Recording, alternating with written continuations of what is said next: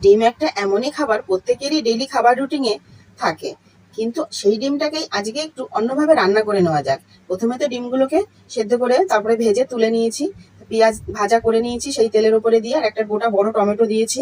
টমেটোটাকেও নুন দিয়ে ভালো করে নরম করে নিয়ে তার উপর দিয়ে অল্প একটু পেঁয়াজ বাটা দিয়েছি।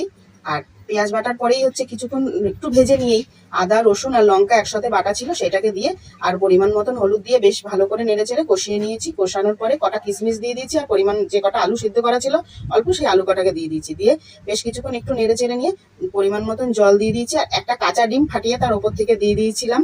তাতে ঝোলের স্বাদটা খুব ভালো হয়। আর 5-7 মিনিট ফোটার পরেই ওপর থেকে গরম মশলা ছড়িয়ে এরকম একটা গরম গরম ডিমের কষা কিংবা ডিমের কারি যেটাই বলেন না কেন তৈরি করে নিলাম। আর ডিম একটা এমনই খাবার, 8 থেকে 80 প্রত্যেকেই আমরা ভালোবাসি। আর এইরকম একটা রেসিপি থাকলে রাতে দিনে যখনই হোক লুচি পরোটা যার সাথে দেবেন একদম ফাটাফাটি ভাবে জমে যাবে।